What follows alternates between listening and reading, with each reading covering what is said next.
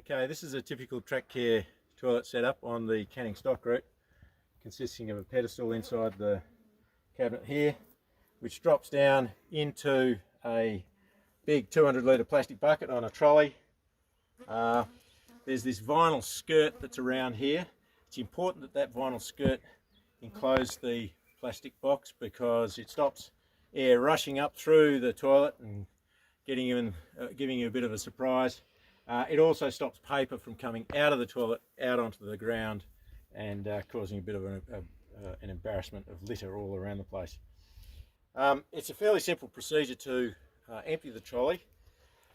If you haven't got a tow bar, it doesn't matter. We've welded on these tow bars to most of the trolleys. That just slots into your hitch receiver. You'll have to provide your own hitch pin. We don't do that.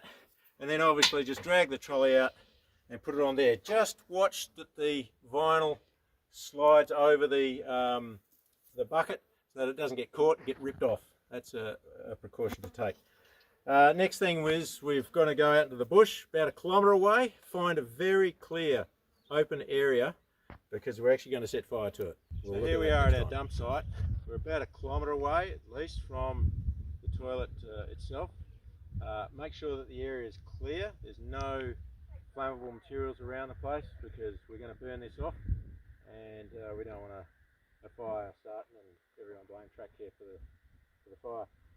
So it's a fairly simple matter. There's a latch on the back end of the bucket here. Just undo that one, tip it over.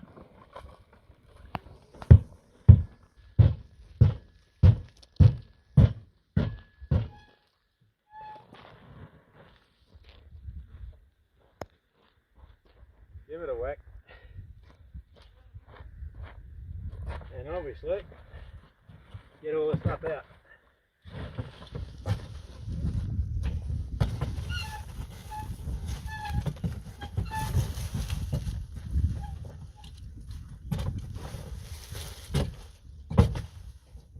And job done.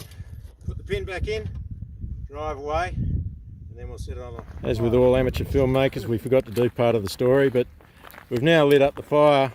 We actually used some diesel to get it going and soak all the paper. The paper is the hardest part to actually light because it's all clumped up into paper mache and solid. So you've got to bust it apart first, spread it out, spread your diesel over the top and then light it from the upwind side, and it tends to burn pretty well.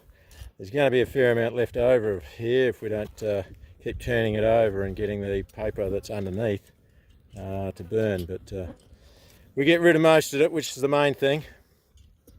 So that's the burning off process. This is well 3. We've done a bit of work. We've replaced all the strapping on the fence here, tied it up a bit of the fence line up here just so that the stuff doesn't fall over. There was a whip pole just here, but it had been termite ridden, and so we've taken that out and put it in the bush, left the stump there just to so that there was one. We've taken all the grass away from here to make it somewhat fireproof, if you can ever do such a thing. The noise you can hear in the background is a generator, which is powering this submersible pump. I hope you can hear me over the noise.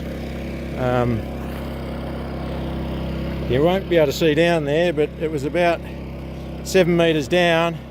2 metres down and 7 metres deep, the water here at well 3. We're trying to pump it out. It's taken about an hour and a half to do 1,000 litres, so to drop it a metre. So it's quite a slow process, and we're not too sure that we're actually going to continue on actually, because the water here is always a little bit lousy. Another job we're doing is repainting all the signs because a lot of the lettering has faded. These signs were put out by Ronald Gard quite a few years ago. He used windmill vanes to as the metal plate, obviously stakes. I believe he put out about 80 signs all up, which would have been a lot of weight in his car and all that sort of thing, but good on you, Ronald, for doing that. Thanks very much. Another part of toilet cleanup duties is to chop away all the grass that's around here and hopefully reduce any fire hazard that we might have. The toilet would probably be okay, but the bucket underneath would just burn. And also Keeps any wriggly things, hopefully, from taking shelter underneath the toilet as well.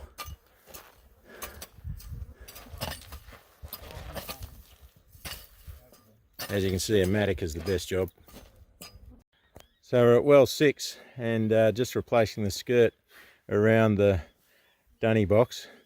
We've just used pool liner or pond liner. Couldn't get any vinyl that was on there beforehand, so the guys are just attaching battens on the top. Bill and Ben. And yeah, Bill and Ben, the toilet men.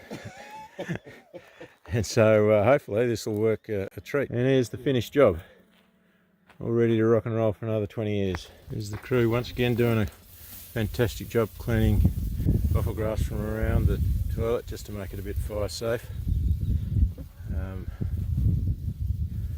It's a bit of an effort, but if you use a mattock, as demonstrated by Frank over there, it's actually not too bad to get out. It's just a bit of a sweaty job.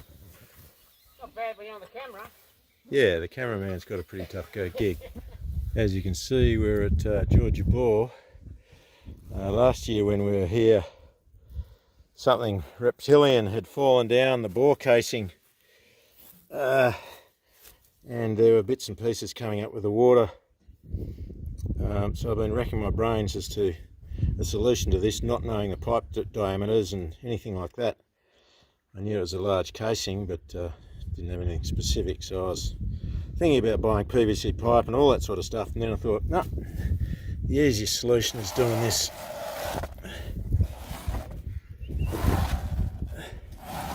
Which is difficult doing one hand. Just a fairly heavy mat from Bunnings, cut to shape. Hopefully job done for a while.